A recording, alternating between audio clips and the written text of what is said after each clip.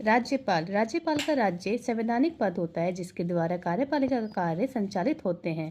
जो हमारे राज्यपाल होते हैं वो राज्य के संवैधानिक पद उनको मिलता है और वो जो कार्यपालिका के जितने भी कार्य किए जाते हैं राज्यपाल के द्वारा ही किए जाते हैं।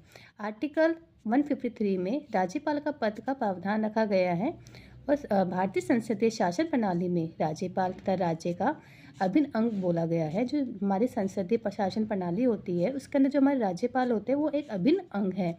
आर्टिकल 168(1) में कहा गया है कि प्रत्येक राज्य में एक विधानमंडल होगा और उस विधानमंडल के अंदर 2 या 2 से अधिक संसद या एक राज्यपाल होंगे।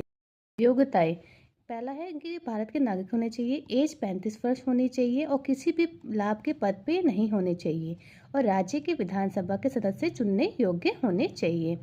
इनकी है पद अवधि। आर्टिकल 156 में कह रखा है कि राज्यपाल राष्ट्रपति के प्रसाद पर्यंत अपने पद में रह सकते हैं। जब तक राष्ट्रपति चाहे तब तक ये राज्यपाल अपने पद पे रह सकते हैं और वैसे इनका जो कार्यकाल है 5 साल का होता है। इससे पहले भी राज्यपाल अपना त्याग पर राष्ट्रपति जी को दे सकते हैं। एक ही राज्यपाल की नियुक्ति या 2 से अधिक राज्यों में अगर होती है तो राज्यपाल को देय वेतन भत्ते जितने भी होते हैं या उनकी उपलब्धियां होती है उनको क्या करना होता है, ऐसे रेशो में बांटना होता है जो राष्ट्रपति अपने आदेश द्वारा अवधारित करे। आर्टिकल 153 के अनुसार नियुक्ति जो देख रखी है 155 के अनुसार राज्यपाल की नियुक्ति राष्ट्रपति द्वारा की जाती है। जो राज्यपाल जी है उनकी अपनी शपथ किसके सामने ली जाती है, उनके उच्च न्यायालय के जितने न्यायाधीश हैं, अगर न्यायाधीश नहीं है उच्च न्यायालय के तो वरिष्ठतम न्यायाधीश के सामने इनकी शपथ ली जाती है।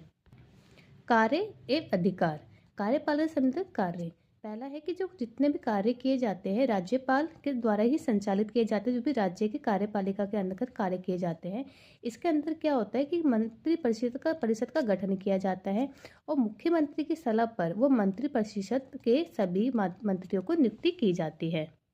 जितने मंत्री परिषद होते हैं उसके अंदर जितने भी मंत्री होते हैं उसकी नियुक्ति मुख्यमंत्री की सलाह से ही की जाती है।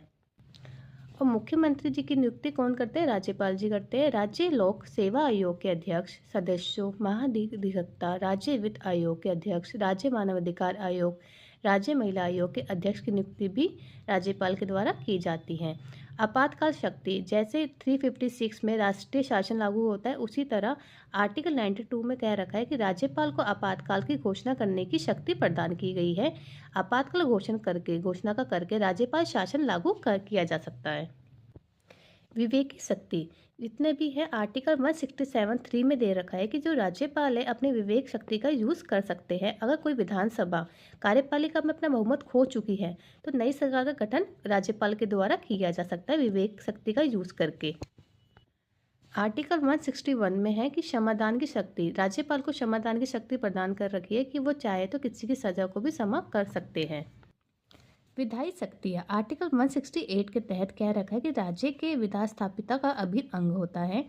विधान परिषद के कुल सदस्यों में से जो 1/6 सदस्य होते हैं जैसे साहित्य, कला, विज्ञान, समाज सेवा के विशेष स्थान रखते हैं। जो भी विधान परिषद में जितने भी मेंबर्स हैं उनका 1/6 किसके लिए वो है, साहित्य, कला, विज्ञान, समाज को दे रखा है। विधान परिषद के सदस्य के रूप में मनोनीत किए जाएंगे। आर्टिकल 213 के अंतर्गत बता रखा है कि राज्यपाल को अध्यादेश जारी करने का अधिकार दिया गया है।